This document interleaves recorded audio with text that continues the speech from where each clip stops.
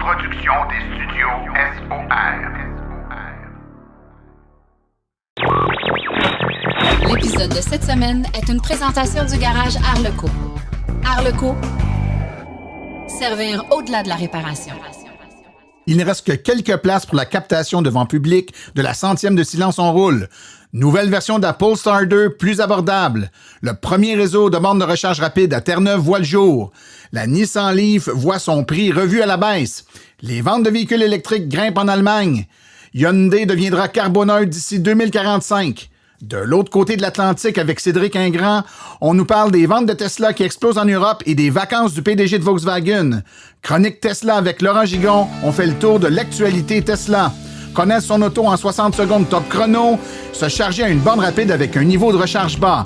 Et en grande entrevue, nos invités nous parlent de la Polestar 2. Tout ça et bien plus encore à Silence on roule.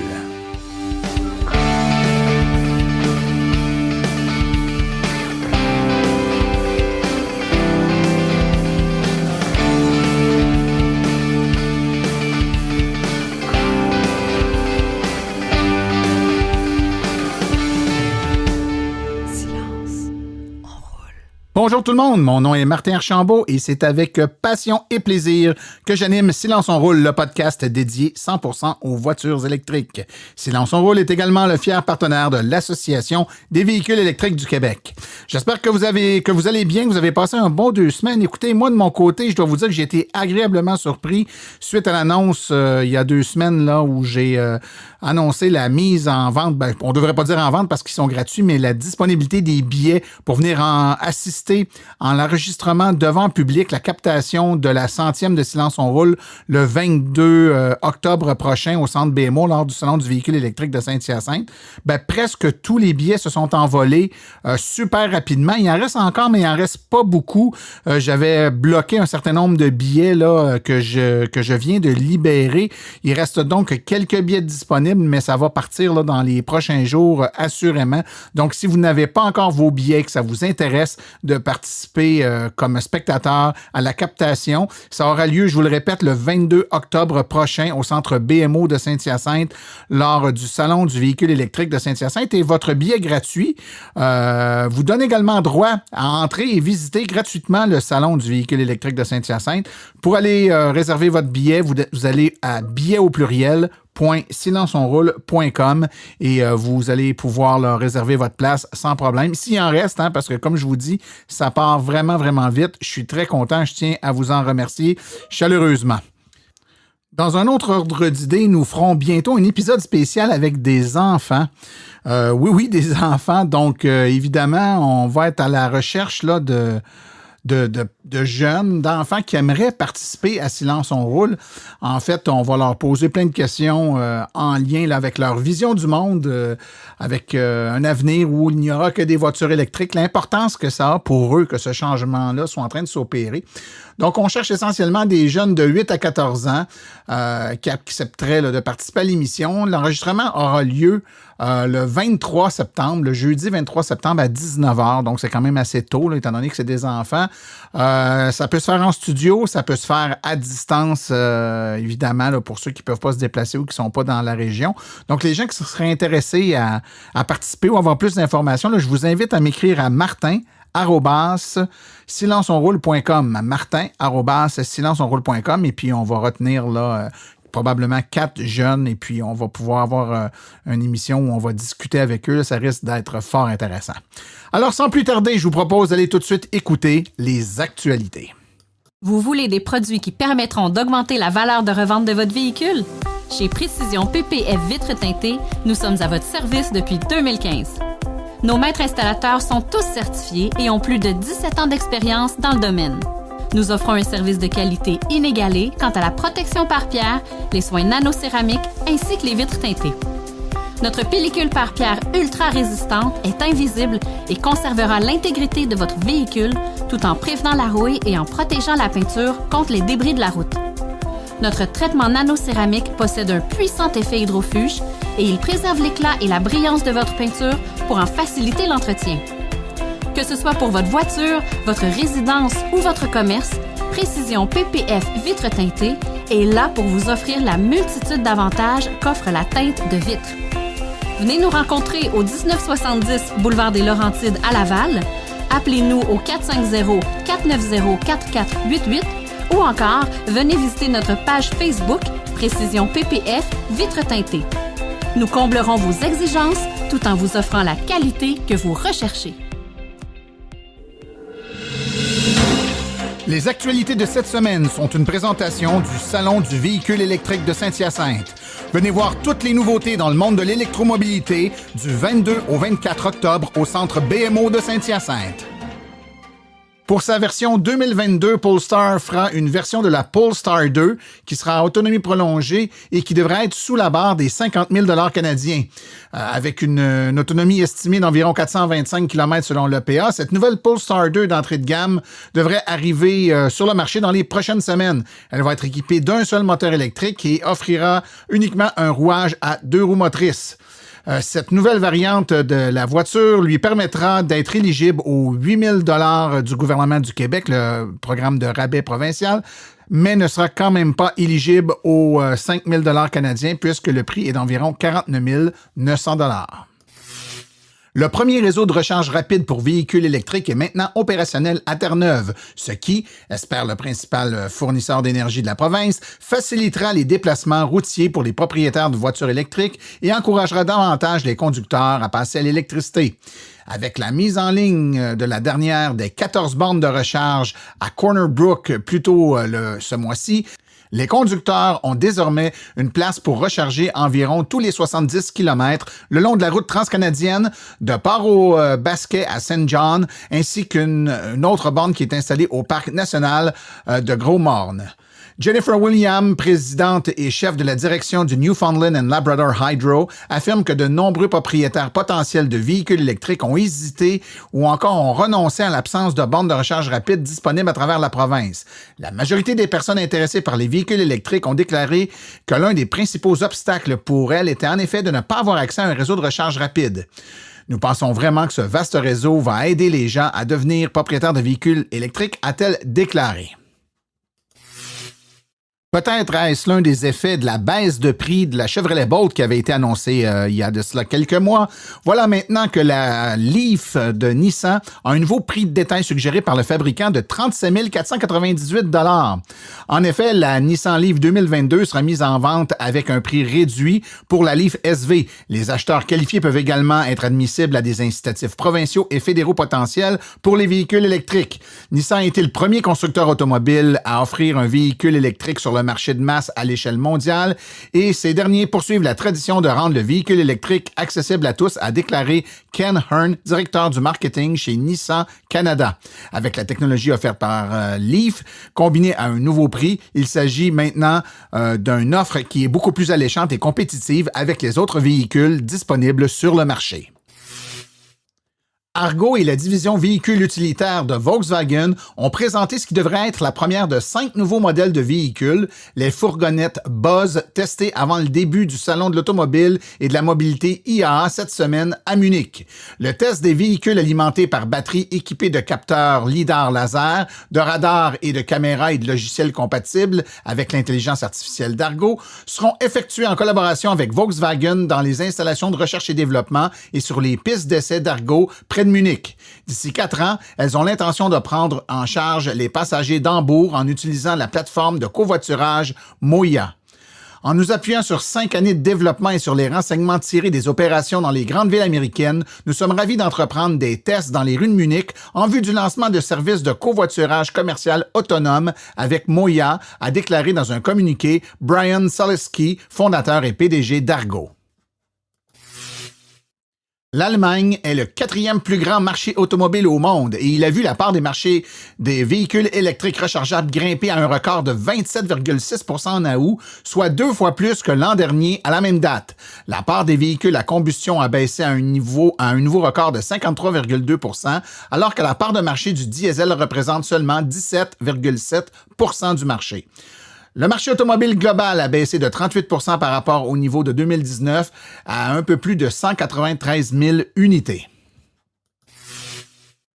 Hyundai cessera de vendre des voitures à combustion interne en Europe en 2035 et deviendra complètement carboneutre d'ici 2045.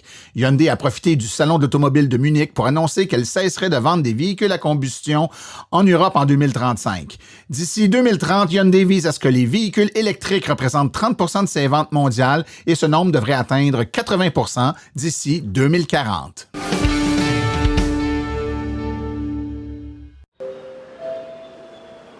De l'autre côté de l'Atlantique, avec Cédric Ingrand. On retrouve à l'instant notre collègue Cédric Ingrand. Bonjour Cédric, ça va bien?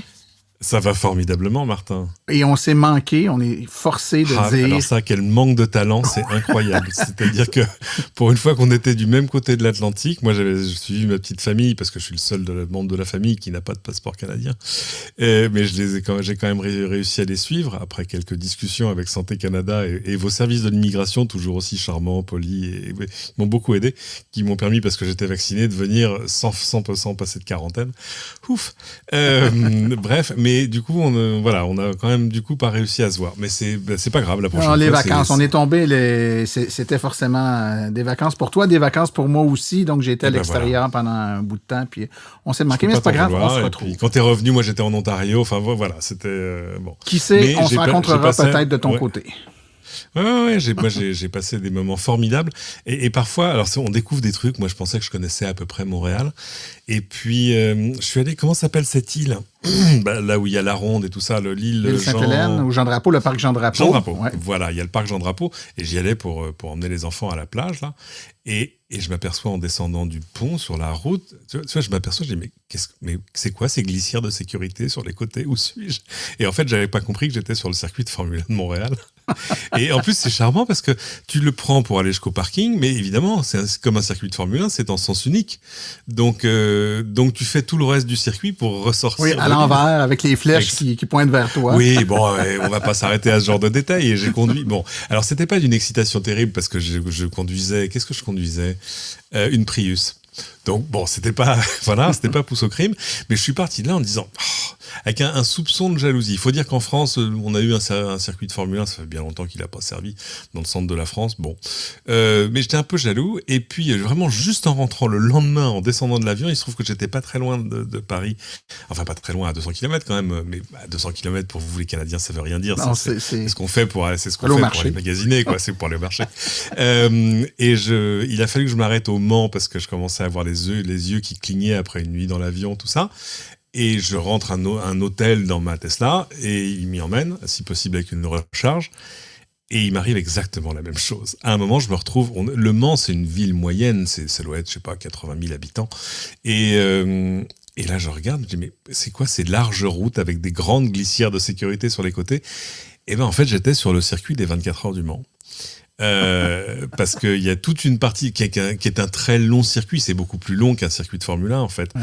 Et donc il y a des pans entiers du circuit qui sont rendus à la circulation automobile normale le reste du temps. Alors je peux vous dire le témoignage, parce que là j'avais pas une Prius, c'est que c'est quand même un pouce au crime. C'est-à-dire que vous avez tout à coup cette large route toute droite avec des immenses glissières. Vous passez, tu sais, sous les grandes publicités Goodyear et tout ça, etc. Uniroyal, machin. Et c'est difficile de pas un peu mettre le pied dedans quand même. Donc c'était un plaisir. Je vous le recommande. Hein. Si vous venez en France, c'est pas très loin, c'est à 2 heures de Paris. Et vous pouvez aller voir le circuit, vous pouvez aller voir le musée, vous pouvez aller visiter vraiment aussi ou alors vous pouvez directement venir aux 24 heures du Mans. Moi, j'ai pas la passion des 24 heures du Mans, mais alors aller faire un petit tour gratuit sur le circuit, c'était sympathique. Voilà. Certainement. Cédric, qu'as-tu de bon à nous raconter cette semaine en lien avec l'actualité électromobile de ton côté en Europe? Qu'est-ce qui se passe de bon? Ah bah c'est énorme. Moi, j'ai vu les chiffres mondiaux. Ça y est, par exemple, les ventes de Tesla Model 3 ont passé le million, ce qui est déjà extraordinaire. Et on se le dit depuis longtemps, mais il y a une accélération qui est vertigineuse. Il y a des chiffres là qui sont sortis. On savait que sur les 6 premiers mois de l'année, les voitures électriques chez nous en Europe sont vraiment très bien vendues, mais on savait pas à quel point. C'est-à-dire que au mois de juin, je soupèse chaque mot, hein, au mois de juin, la deuxième voiture la plus vendue en Europe, c'est la Tesla Model 3, juste derrière la Volkswagen Golf. Toute motorisation confondue, là. Toute motorisation confondue, essence, diesel, électrique, hybride, etc. Toute motorisation confondue. Et alors qu'on parle là d'un constructeur qui a pas un grand réseau commercial, qui a pas etc., et qui en plus vend en Europe des véhicules qui n'y sont pas produits. C'est des véhicules importés, donc il y a toute cette espèce de, c'est un peu le plan Marshall, tu vois, des Tesla qui arrivent de Shanghai parce que c'est celles-là qui viennent chez nous. Ouais. Donc on ose imaginer ce qui va se passer une fois que l'usine de Berlin va ouvrir. Bon, alors ça, c'est le mois de juin et c'est vrai que ça a cristallisé énormément de ventes. Mais moi, ça se voit chez nous dans les rues. C'est-à-dire que je vois des Tesla partout. C'est absolument saisissant. C'est-à-dire qu'il y a un avant-après ce premier semestre 2021. On va voir ce qui va se passer après. Il y a une comparaison avec les ventes d'autres modèles. Il y en a qui se vendent plutôt pas mal. Mais là, on attendra la fin de l'année pour faire un vrai bilan. Mais 2021, je pense que ça y est. C'est l'année où tout a changé. Oui, ben écoute, on fait ici aussi, là, sur une base, je te dirais, trimestrielle, on regarde l'ensemble des ventes des véhicules pour le trimestre. Et puis, depuis plusieurs années, là, ici en Amérique, on avait la Chevrolet Volt qui avait été en première place depuis toujours ou presque, la Nissan Leaf qui était en deuxième. Et puis là, on a vu arriver dans les dernières années la Tesla Model 3 qui a passé de véhicule émergent à presque rendu en troisième place, deuxième place. C'est vraiment frappant à quelle vitesse. Et quand on regarde, je me souviens plus quel site Internet, mais il y a un site Internet qui présentait sur une courbe de façon dynamique, c'était animé. On voyait la progression des ventes des différents modèles de véhicules électriques au fil du temps. Et là, tu vois de 2010 ou 2009 aller jusqu'à, mettons, 2017-18, les autres manufacturiers. Et là, tout d'un coup, on voit un petit point dans le bas qui se met à monter à une vitesse vertigineuse, qui est la Tesla Model 3. Oui, bien sûr. Et qui passe en avant de tout le monde dans un laps de temps. Ça, c'est la valorisation de Tesla. Je ne sais pas si c'est les ventes, c'est plutôt la valorisation. Mais là aussi, oui, c'est ahurissant. Mais c'est intéressant parce qu'évidemment, de manière totalement empirique, moi, ce que j'ai vu sur les routes chez vous, quoique il reste toutes les choses qui n'existent pas chez nous, c'est-à-dire les grands pick-up, les très gros SUV. Un Chevy Suburban, chez nous, ça s'appelle un camion quand même. Ça s'appelle une camionnette. Ouais. Mais beaucoup d'électriques. J'ai vu des Mustang Mach-E, j'ai vu, enfin, il y avait pas mal de choses. Et énormément d'hybrides aussi. Clairement il se passe des choses. Mais alors chez nous ça atteint la révolution culturelle. Alors j'ai deux exemples qui sont intéressants. Un de l'autre côté des Alpes, c'est chez mes voisins italiens, où c'est le patron de Ferrari. Alors il est assez récent et il vient plutôt du monde de la technologie, mais quand même le nouveau patron de Ferrari, ouvrez les guillemets, nous dit que le bannissement du moteur thermique sera bienvenu. On parle de Ferrari, c'est-à-dire que là encore, un motoriste de Formule 1, enfin c'est un truc de fou. Et alors chez nous, je pensais que c'était fait depuis longtemps, mais il s'est passé quelque chose, ça y est, sous encore l'impulsion des ventes d'hybrides et de véhicules électriques, c'est que, et là je vais lire l'incompréhension totale sur ton visage, c'est que les boîtes de vitesse automatiques ont enfin pris le pas sur les boîtes de vitesse manuelles dans les ventes de voitures neuves en France. Ça y est, 54%. Je pensais que c'était fait depuis longtemps. Pas du tout. J'oubliais qu'on est dans un pays, enfin dans des pays latins, parce que je pense que ça doit être exactement la même chose en Italie, en Grèce, en Espagne et ailleurs, sans rentrer dans la caricature, mais on est dans des pays où il y a toute une partie de la population qui ne se prennent pas pour des conducteurs, mais plutôt pour des pilotes. Vous voyez ce que je veux dire ? Et les gens qui te parlent du plaisir du plaisir de conduire, manuel, on connaît ça. Même si 99% de leur temps est passé sur le périphérique parisien, enfin, des endroits où avoir une boîte 5 vitesses manuel est plutôt une charge qu'autre chose, mais ça y est, là aussi je pense qu'il y a un effet de cliquet, on n'y reviendra pas. Dernière chose que je voulais te raconter, c'est une petite anecdote, il n'y a pas que moi qui suis parti en vacances, il y a aussi le PDG de Volkswagen. Il a pris un de ses nouveaux modèles électriques, je ne sais pas si c'était l'ID3 ou l'ID4, et puis il est parti au-delà des frontières, enfin il s'est un peu promené en Europe, et alors il s'est plaint d'un truc, il s'est plaint des réseaux de recharge. Tiens donc. Nommément, si je me souviens bien, il s'est plaint de Ionity, qui est un réseau de chargeurs, on va dire de superchargeurs, pas Tesla, qu'on trouve dans des stations un peu comme, tu vois, les grandes stations d'autoroute, et uniquement d'autoroute. Je pense pas qu'on en trouve en dehors des autoroutes, en Allemagne, en France, en Italie, enfin, etc. Le détail quand même, c'est que il est un peu gonflé, comme dirait ma grand-mère, il manque pas d'air, parce que Ionity, c'est un truc auquel Volkswagen n'a contribué que de manière presque oblique, parce qu'en fait, c'est une joint venture entre BMW, Ford, Hyundai, Mercedes, et Volkswagen au travers d'Audi et Porsche, mais apparemment pas de la marque Volkswagen proprement dite. Donc du coup, évidemment, Ionity, c'est bien. Bon, d'abord, c'est cher, j'ai pas regardé les prix, mais là, par contre, ça te ferait dresser les cheveux sur la tête. D'abord parce qu'on a 1 kilowatt un peu plus cher chez toi, et encore que les Allemands sont encore deux fois plus chers que chez nous, mais surtout parce que à eux tous, ils ont réussi à installer 400 chargeurs, même pas. Le but, c'est 400 chargeurs. Pour l'Europe. Donc là, pour l'Europe. Ouais. Donc là, il y a quand même... pour l'Europe, on va dire, c'est surtout la France et ses pays limitrophes dans l'ensemble. Belgique, Pays-Bas, Allemagne, etc. Mais bon, on va dire que le compte n'y est pas encore. Mais cher CEO de Volkswagen, il y a des solutions à cela qui commencent par sortir son chéquier et aider à financer. Mais en même temps, c'est pas de la charité, c'est une vraie bonne décision de business parce que comme on le voit maintenant de manière très claire, ça fait partie des questions que les gens se posent avant d'acheter une voiture. Ah, tout à fait. Puis de notre côté, à nous de l'Atlantique, la perception qu'on a, c'est qu'il y a 2 réseaux, un aux États-Unis qui est Electrify America et un au Canada qui est Electrify Canada, qui sont des réseaux construits et payés par Volkswagen, qui sont le résultat des actions entreprises contre l'entreprise suite au Dieselgate. Et une façon de redonner a été de dire, mais on va aider à installer un réseau de bornes de recharge pour des véhicules propres, pour se donner une image un peu plus verte. Et de notre côté, ce qu'on voit, c'est des efforts, disons-le pour l'instant, assez limités. C'est-à-dire que oui, c'est installé des stations de recharge, mais c'est un peu saupoudrer quelques bornes. Oui, comme quand une chaîne de fast-food finance un cours de basket dans un quartier défavorisé. Pour se donner bonne conscience. C'est plus de la charité que de la bonne conscience. Oui, tout à fait. Mais en même temps, on voit que les D4 qui se vendent ici au Québec, là, qui n'ont pas commencé à être livrés, qui vont être livrés bientôt, auront de la recharge gratuite pendant un certain temps. Donc, une approche là, pour essayer de fidéliser aussi. Ah, c'est important. Oui, c'est ça. Moi, j'étais agréablement surpris de voir des bornes en libre-service un peu partout, dans Montréal, parfois dans des installations, des parcs, etc. Non, c'était... Bon, alors, est-ce que c'est assez ? Ce sera peut-être pas assez pendant ça tiendra pas très longtemps, il va falloir en rajouter. Mais c'était... Et d'ailleurs, souvent avec de la recharge gratuite, d'ailleurs, j'ai trouvé ça absolument remarquable.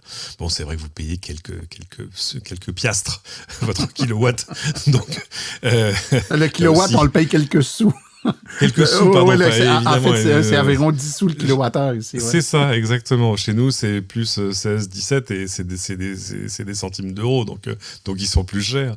Mais je me console en me rappelant à chaque fois le prix que vous payez pour vos forfaits de téléphonie mobile, d'Internet, et je ne parle pas des alcools. Ah, on appelle ça le retour du balancier, mon cher Cédric. Exactement. Merci Tout beaucoup. S'équilibre à la fin. Merci beaucoup. Merci, Martin. Merci, bonne semaine. À bientôt.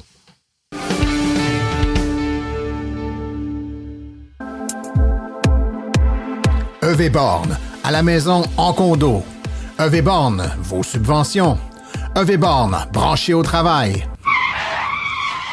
Hey Martin, on répète-tu trop le nom de la compagnie? Ou un petit peu trop, je la refais. Pour recharger, ça prend une borne de recharge et l'équipe de EV Born est à votre service. Pour vous brancher au commerce, à la maison ou au travail, composez le 418-866-0653. 418-866-0653 ou le www.evborn.com. EV Born, la passion à votre service.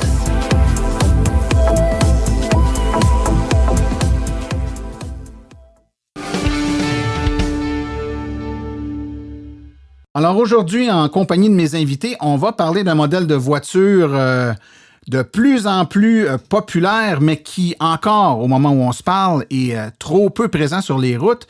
Et qui de mieux pour en parler qu'un propriétaire de la dite voiture? On va parler de la Polestar 2. Et j'ai avec moi, évidemment, un propriétaire de la voiture. Bonjour. Bonjour, Martin. Votre nom? Laurent Vitalis. Laurent Vitalis, heureux propriétaire d'une Polestar 2 depuis... Avril. Donc, assez de temps pour s'en faire une idée, ça. Oui, j'ai eu la 20e. La 20e. Oui. Y a-t-il une plaque qui venait avec ça, avec un numéro? Non, pas du tout. Mais c'est ça. Je pense qu'ils sont rendus à une soixantaine là, au Québec de livraison. OK. C'est encore une voiture, comme je disais, là, qui est peu présente sur les routes, mais qui fait beaucoup jaser. Et on a avec nous notre chroniqueur que vous connaissez, Stéphane Levert. Salut Martin. Sa première fois dans le studio ici. Ben oui, pour la première fois. Très honoré d'être ici. Honoré, ça écoute. Moi aussi. Là, probablement que la chaise va devenir la chaise Stéphane Levert. On va mettre un nom dessus. Là. Les gens, je vais dire aux prochains invités, vous pouvez vous asseoir dans la chaise Stéphane Levert. Ça va être écœurant.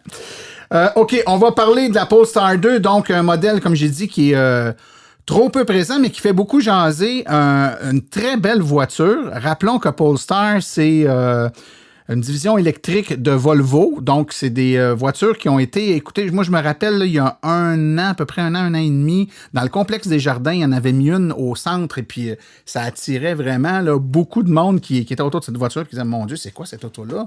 Polestar, j'ai jamais entendu parler de ça. Les jeunes n'avaient pas entendu parler. » Donc, une voiture qui a quand même des spécifications techniques fort intéressantes.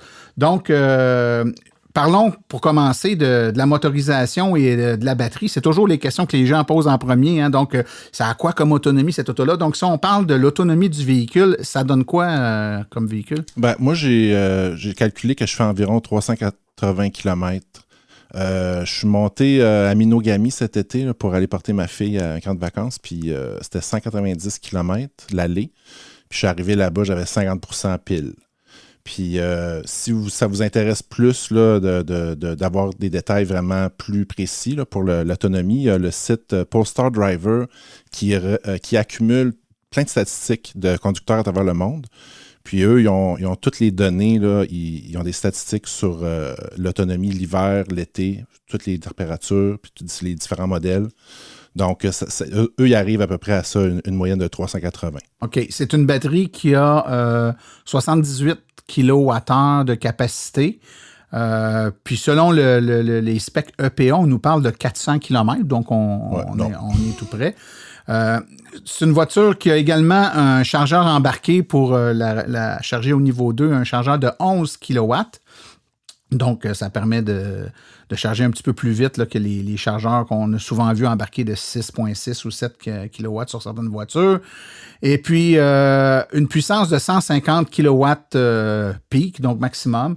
Donc, on a une voiture donc on peut dire de haute autonomie si on compare avec les voitures qui sont vendues aujourd'hui sur le marché. Puis elle se caractérise particulièrement, puis là on parlait de caractéristiques techniques, par un look, je dirais un look top-notch. C'est-à-dire que c'est super bien fini. C'est une voiture là, dont les caractéristiques physiques sont hyper intéressantes. Stéphane, toi, tu en as conduit une pendant une semaine. Parle-moi donc de tes impressions, premièrement, au niveau de la finition de ce véhicule-là. La finition, là, c'est vraiment extrêmement bien fini. C'est très solide. Il n'y a aucun craquement, là, évidemment, dans l'habitacle. Quand on conduit la voiture, on est tout de suite bien en contrôle. C'est très direct comme conduite, là, c'est-à-dire qu'on sent bien la route. La suspension est aussi... sans être trop ferme, mais sans être trop molle non plus. Fait qu'on est capable de bien entreprendre des courbes. Là. C'est extrêmement puissant. J'ai vraiment été surpris de ça. Tu sais, le Polestar annonce 408 chevaux et je dirais qu'ils sont vraiment tous là, les chevaux. Là. On les sent vraiment. Et c'est un aspect que je ne m'attendais pas nécessairement. Tu sais, sur papier, des fois, le nombre de chevaux vapeur, surtout pour des voitures électriques, on le sait, là, le couple est vraiment instantané. Là, c'est toujours quelque chose qui est relevé. Mais après ça, au niveau de comment il s'est délivré, la puissance, des fois, ça va être variable. Là, tu le sais, Martin, toi aussi, tu en conduis beaucoup des voitures électriques. Tu sais, des fois, c'est plus une courbe d'accélération. Et au niveau de la Polestar, là, c'est vraiment, si on a une base de comparaison, comme les voitures Tesla, c'est vraiment instantané. Tu as la puissance. Là, lorsqu'on met la pédale au fond, là, tu l'as tout de suite, la puissance. Là, puis, c'est vraiment un aspect qui m'a surpris. Là. Je ne m'attendais pas à avoir autant de puissance là, directement lorsqu'on appuie sur l'accélérateur. Mais il y a quand même un point à noter, c'est que moi, ça m'a pris quelques jours m'habituer. C'est que la pédale d'accélérateur, il y a vraiment comme je ne veux pas le dire en anglais, là, mais il y a vraiment au début, là, il ne se passe vraiment pas grand-chose. T'sais. Pour avoir la puissance, il faut vraiment faire exprès. Là.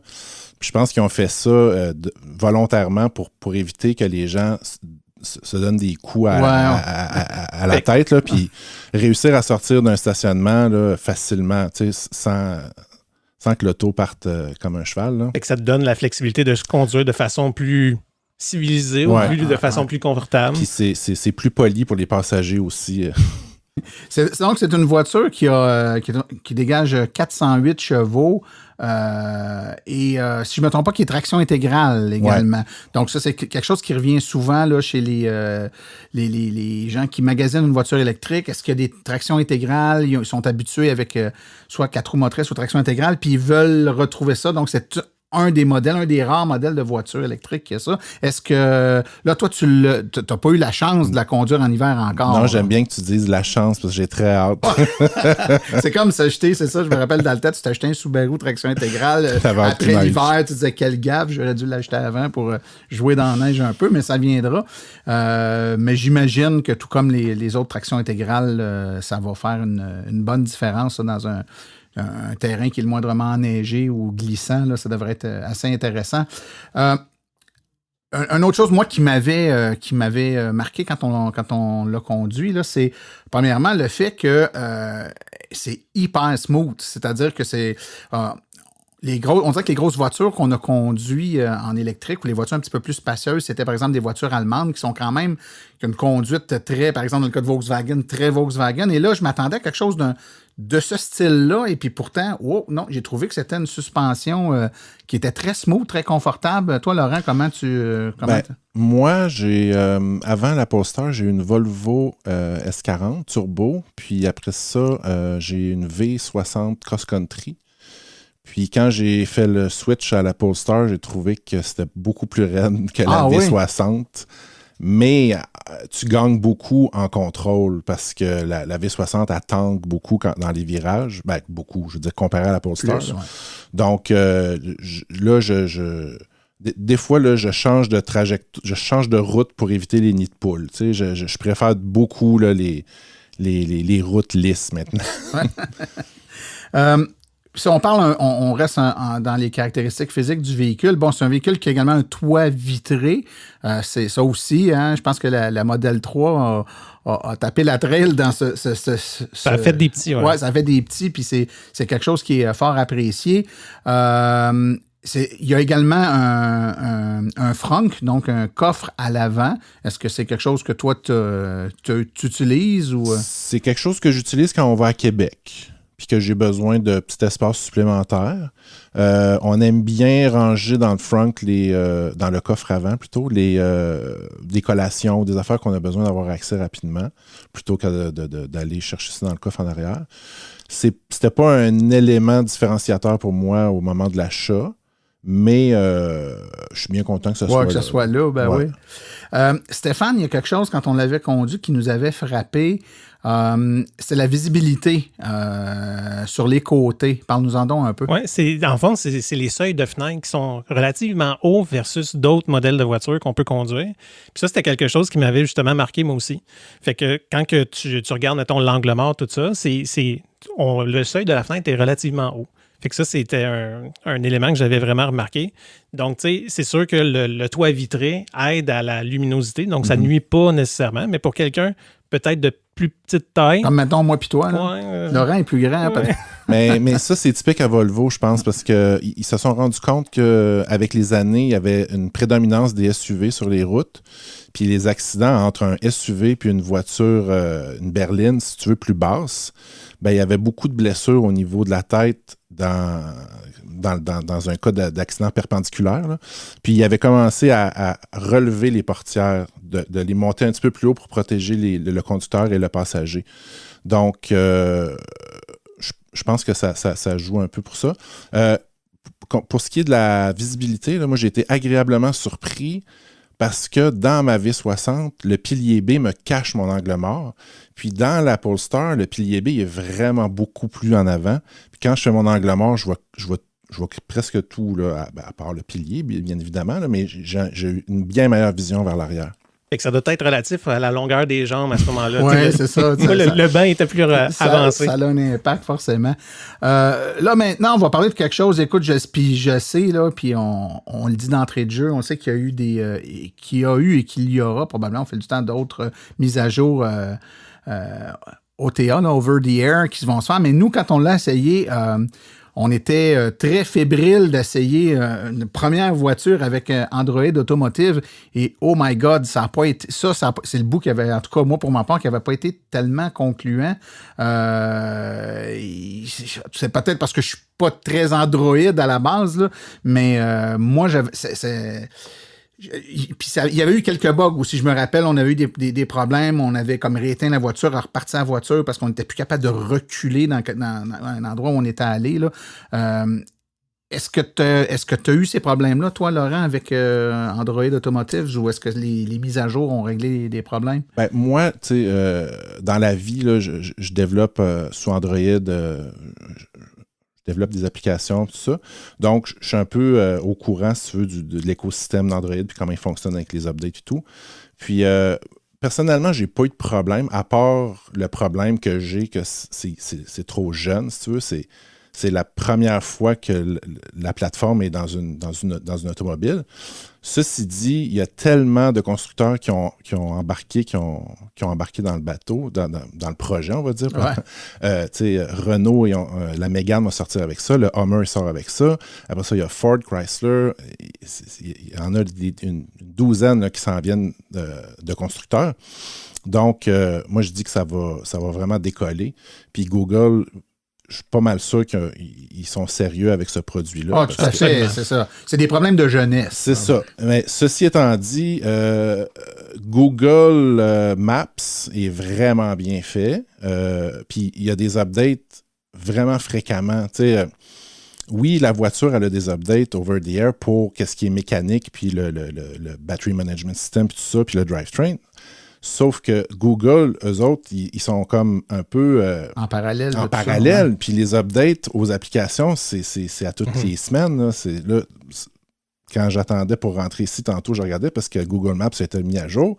Puis là, maintenant, je peux décider de filtrer seulement le circuit électrique pour les bornes. Ah, c'est une bonne chose. C'est une bonne chose. Mais c'est ça, il y a toute une liste là, de compagnies de bornes de recharge, puis je peux choisir mes préférés. Donc, il ajoute des fonctionnalités vraiment liées à Automotive. Puis ce qu'il faut savoir aussi, c'est que là, on est sur Android 10, puis la version Android 11 s'en vient bientôt, puis ça va vraiment corriger beaucoup de bugs. Moi, quand je l'ai essayé, au niveau de l'interface usagée, moi, j'ai trouvé super bien. Tu sais, que, comme tu dis, là, c'est vraiment un bon début. Là. Puis j'ai confiance justement que Google l'améliore au fil du temps. C'est comme rien. Il y a une chose, par contre, qui m'a vraiment surprise, c'est que, ayant un téléphone Android moi-même, je suis habitué d'entrer dans les voitures, de brancher, puis d'avoir Android Auto. Ah oui. Et aussi incroyable que ça puisse paraître, j'ai été vraiment surpris de voir que ça ne fonctionne pas. Android Auto et Android Automotive ne sont pas compatibles ensemble. C'est-à-dire que tu rentres dans ta voiture, tu branches ton téléphone, il ne se passe absolument rien. Dans le sens que c'est quelque chose qui, dans ma tête, était acquis. Là, dans le sens que Google est dans l'Apple Store. Bien, parfait. On va avoir une meilleure intégration encore. Eh bien, non. Donc, l'idée, c'est que Google veut encourager les publicateurs d'applications d'adapter leur application pour aller sur l'interface dans le store, dans le fond, du App Store spécifique à Android Automotive. Pour des applications comme Spotify, TuneIn, que les gens, mettons, écoutent leur musique ou leur podcast comme sans son rôle préféré, ça va bien dans le sens que vu que c'est des grosses boîtes là, qui développent leurs applications, ils se sont adaptés vite. Bien, par exemple, tu disais tantôt l'application de circuit électrique qu'on a tous sur nos appareils, qu'on projette naturellement, qu'on a pris l'habitude de projeter sur Android Auto. Bien, ils ne sont pas là encore. Donc, c'est ça que j'ai trouvé un peu la contradiction d'avoir l'envie. La contrepartie de ça, je comprends un peu le pari de Google. Là. Google se sont dit, si on met Android Auto, les publicateurs d'applications, ils n'auront pas d'intérêt à faire la version Android Automotive. Fait qu'ils se sont dit, on va prendre le pari de ne pas le permettre, puis comme ça va encourager les applications à s'en venir en version Android Automotive. Puis l'avantage de ça, c'est que l'application est capable de savoir toutes les données statistiques du véhicule en temps réel, la batterie, la charge, c'est quoi la consommation, puis plein de statistiques. Donc, peut-être qu'une version future du circuit électrique en version Android Automotive pourrait faire des bien meilleures prévisions de trajet en sachant combien il me reste dans la batterie. En ayant accès aux données du véhicule. Oui, bien sûr. Parlons maintenant de l'assistance de conduite, c'est-à-dire que, on est sur les nouveaux véhicules là, bien plus loin qu'étaient les bons vieux cruise control, même cruise control adaptatif. Donc, quelles sont les particularités de l'assistance de conduite, dis-je, sur ce modèle de véhicule-là? Donc, ça ressemble à quoi? Qu'est-ce que ça a comme fonctionnalité? Il y a le cruise control adaptatif avec la distance avec le véhicule en avant. Il y a, je le dis en anglais, là, je suis désolé, mais le lane keep assist. Là, le maintien de voie. Maintien de voie, voilà, merci. Le maintien de voie qui fonctionne très bien entre Montréal et Québec parce qu'il n'y a pas grand-chose à faire, là, mais je te dirais que dans les virages un petit peu plus accentués, là, il faut toujours garder les mains sur le volant de toute façon. Fait que moi, je l'aide un peu, on va dire. Puis, qu'est-ce qu'il y a d'autre aussi?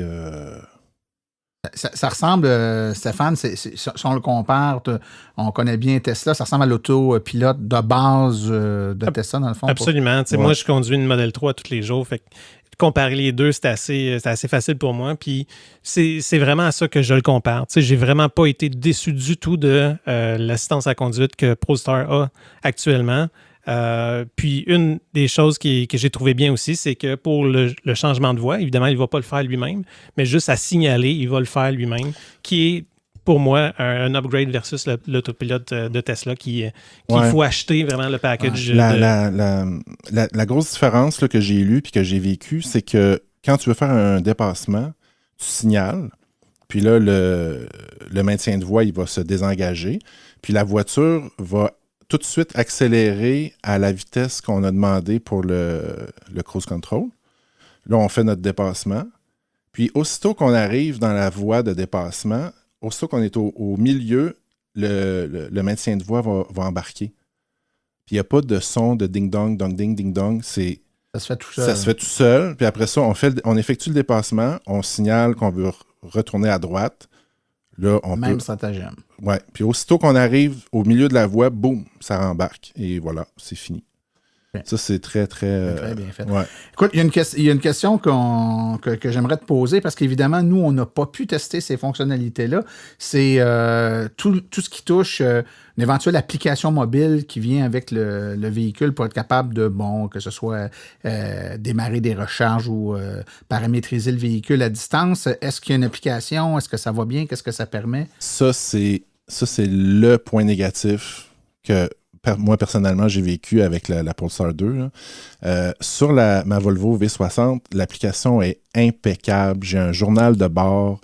Je peux décider, ce trajet-là, c'est pour le bureau. Après ça fait des rapports. Je peux tout identifier, là, mes déplacements, si c'est déplacements personnels, déplacements de travail, tout ça. Je suis capable d'avoir toutes les statistiques sur la voiture, son emplacement. C'était super bien fait. Puis quand Polestar a sorti la Polestar 1, j'ai remarqué que c'était la même application, mais juste avec le logo Polestar en haut. Puis j'ai dit, c'est dans la poche. Quand la Polestar 2 va sortir, je vais avoir mon application identique parce que c'est les mêmes ingénieurs, c'est les mêmes programmeurs. Je ne vois pas pourquoi. Je ne me suis même pas posé la question. Pour moi, c'était acquis. Puis la Polestar 2 a été livrée en Europe sans application. Puis là, je me disais, il doit y avoir un petit délai, ou je ne sais pas trop. Puis finalement, ils ont sorti une application complètement différente. Ils ont réinventé la roue. Ils sont partis d'une feuille blanche.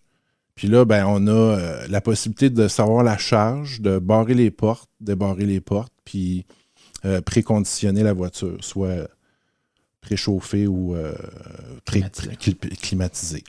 Donc, très grosse déception de ce point de vue-là. Je ne sais pas ce qui s'est passé. Ça doit être une question de politique, là, parce que l'application a été faite là, à toute somme prête. Ouais. C'est pas mal le feeling que j'avais eu aussi sur les... L'application existait déjà. Je ne sais pas ce qui s'est passé là-bas. Sur les réseaux sociaux, c'est ça que j'ai perçu. Moi, j'ai pas pu l'essayer, j'ai pu la tester pendant mon essai. C'est un aspect que je trouvais ça intéressant que tu puisses nous amener. Mais il y a définitivement place à amélioration. Oh, oui. Il y a les fonctions de base, comme tu as expliqué. Mais même les fonctions de base ne sont pas complètes. Je veux dire, ma V60, si je ne barre pas les portes, je reçois une notification sur mon téléphone après 10 minutes. Puis là, je dis, ben oui, c'est vrai. Puis là, j'appuie sur un bouton, puis l'auto se barre tout seul, puis c'est instantané. Là, la Polestar 2, si je la barre pas... Elle reste débarrée. Puis moi, j'ai pris l'habitude. Là, le matin, je me lève, puis je rends compte qu'elle a passé la nuit. Là. En tout cas, je ne le dirais pas trop fort. Parce que... Bonne idée. Ouais. Écoutez, messieurs, le temps file super vite, mais on va juste parler de prix et de perspectives d'avenir.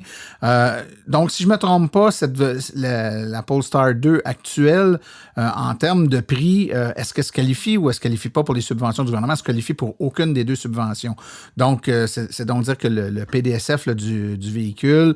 ça a été comme ça en 2021, effectivement. Comme ça en 2021. Mais là, parlons de 2022, et c'est là que je vais m'en aller, Stéphane. Il y a eu des bonnes nouvelles qui ont été annoncées dernièrement à ce sujet-là. Ben oui, on va peut-être faire pleurer un petit peu Laurent, malheureusement. Faut pas voir ça de même. Mais non, en 2022, ben oui, Polestar sont arrivés avec quelque chose de vraiment intéressant parce qu'ils vont introduire un modèle seulement à traction, donc seulement un moteur, contrairement à la traction intégrale qui a été offerte en 2021 et que Laurent conduit aujourd'hui. Donc, ils vont arriver avec un modèle traction à avant. Même autonomie, même batterie, avec une autonomie de 427 km, évidemment, parce que la voiture va être un petit peu plus légère, là, on le comprend, mais à partir de 49 900 PDSF. Donc, subventionnable au Québec. Exactement. Donc, au Québec, oui. Par contre, au niveau fédéral, ça ne se qualifie pas parce que c'est plus grand que 45 000.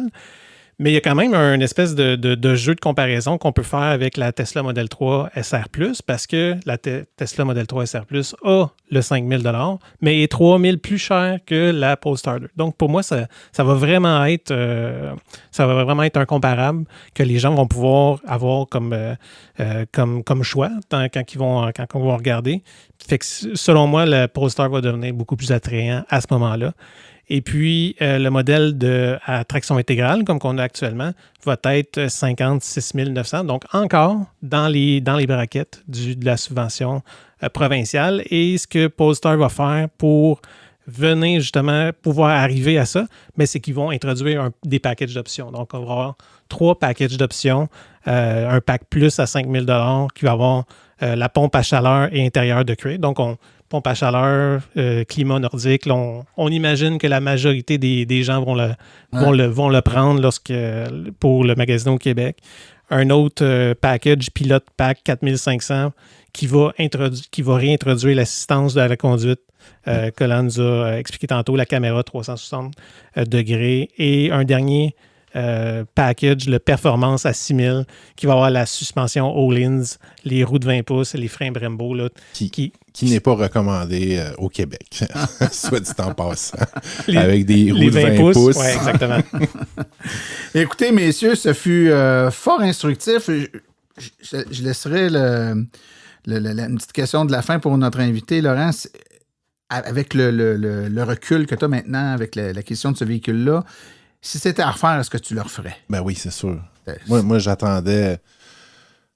J'attendais pas grand-chose, mais quand j'ai vu la voiture annoncée, présentée là, au Salon de Genève, là, j'ai vraiment eu un coup de cœur. Puis je me suis dit, c'est celle-là, ce qui va être la mienne. Là. Aucune hésitation. Tu étais déjà dans le giron Volvo, fait que ça a été un naturel, j'imagine. Ouais.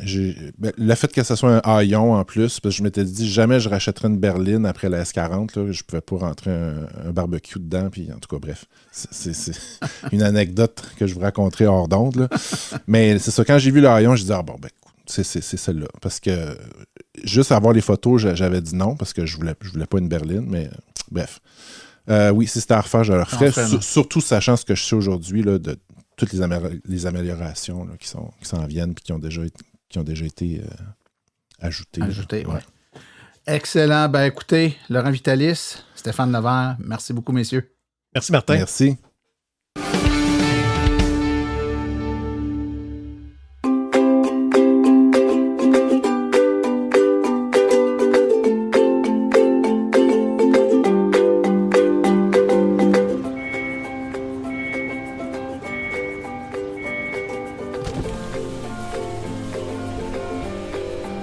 C'est vrai que ça brise moins, mais il y a quand même un minimum d'entretien à faire sur nos voitures électriques.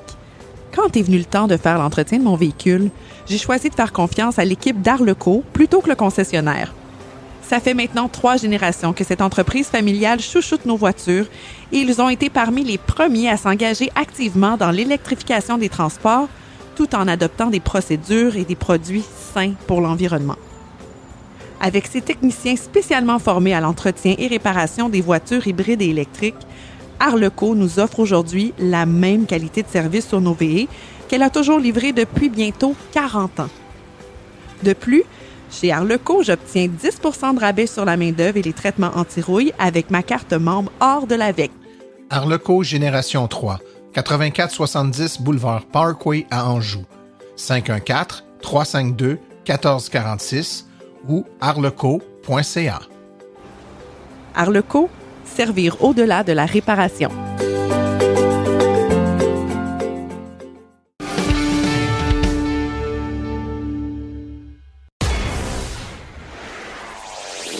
La chronique Tesla est une présentation de la boutique Réserve Bière et Saveurs, la référence en bière, cidre et vin. La boutique Réserve, 1001 rue Patrick Farrar, à Chambly.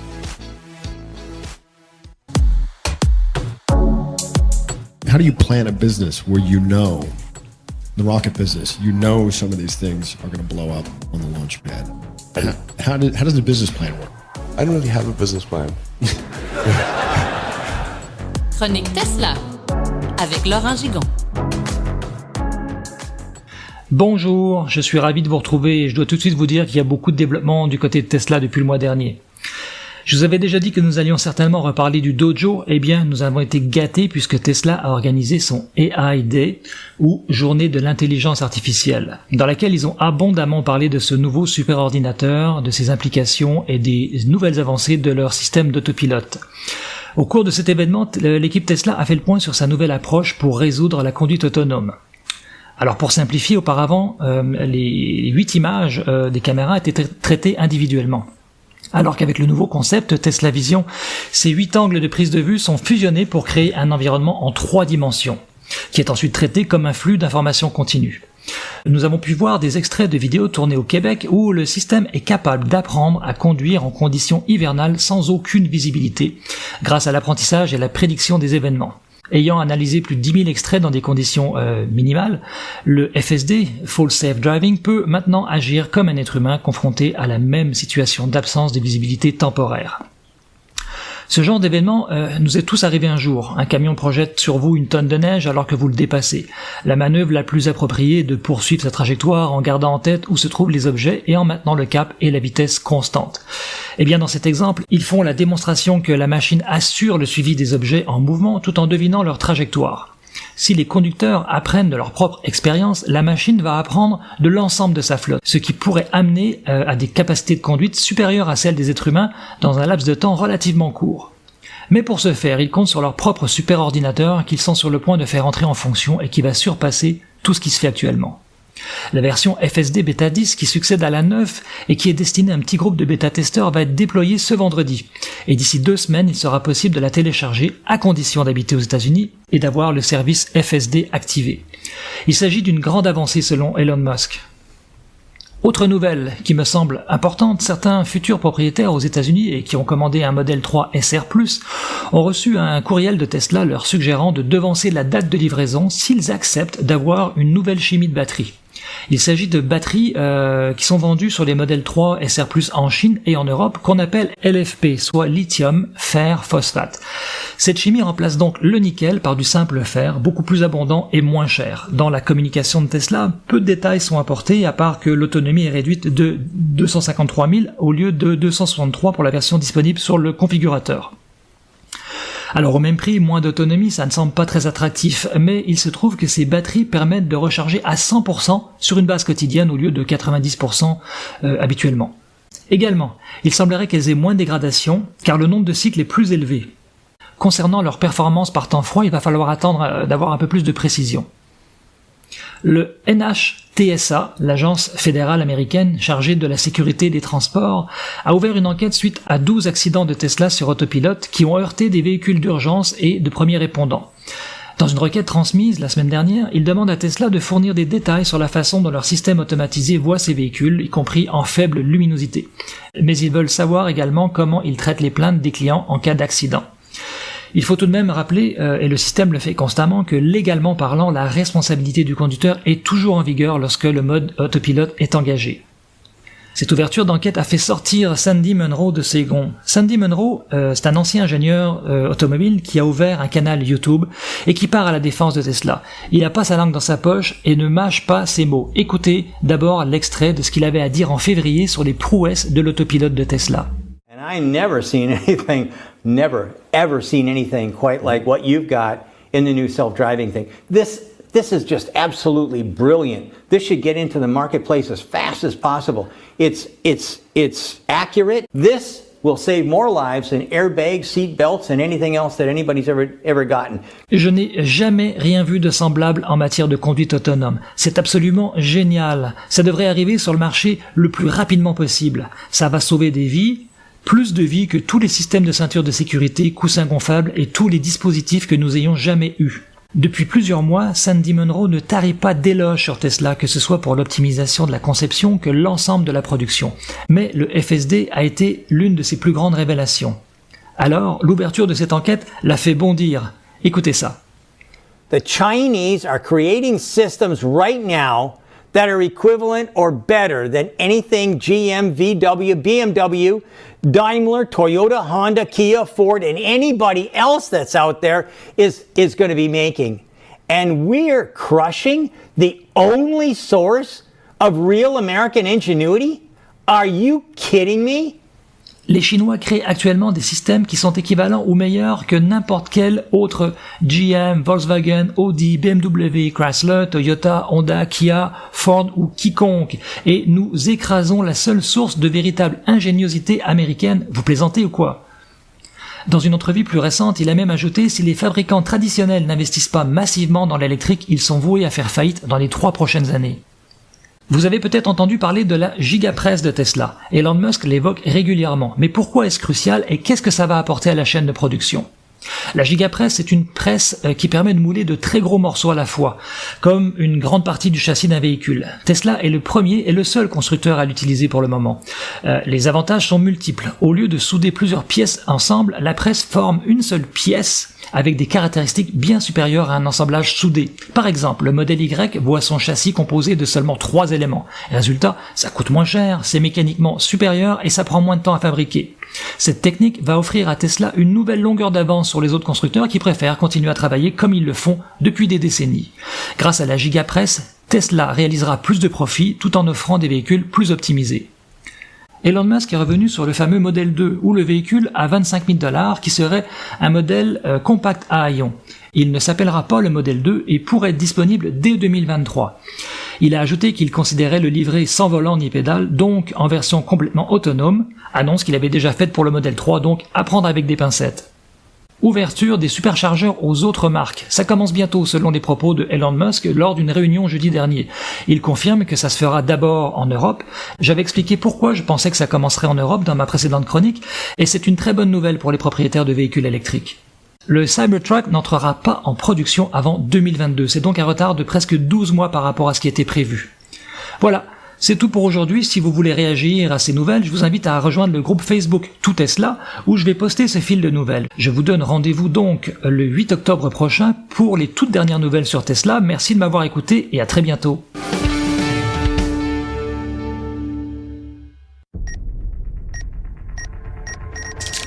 Comprendre son auto en 60 secondes, top chrono. Existe-t-il des façons meilleures que d'autres d'utiliser les bornes de recharge rapide? Eh bien oui. Avec les voitures électriques qui utilisent des batteries lithium-ion, il faut savoir que ces batteries, lorsqu'elles sont passablement vides, donc disons de 0,5% aller jusqu'à 50 ou 60%, vont se charger plus vite.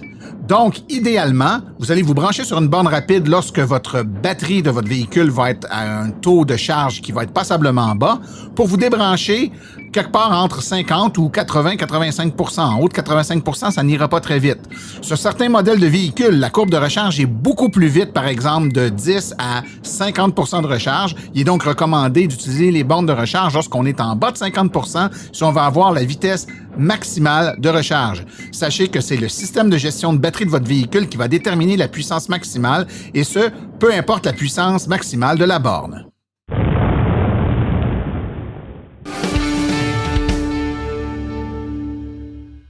Voici les événements à venir dans les prochaines semaines. Le Salon du véhicule électrique de Montréal, c'est les 17, 18 et 19 septembre au Stade olympique. Le Salon du véhicule électrique du Saguenay-Lac-Saint-Jean, le 24, 25 et 26 septembre à l'Hôtel Delta du Saguenay, c'est sur le boulevard du Royaume.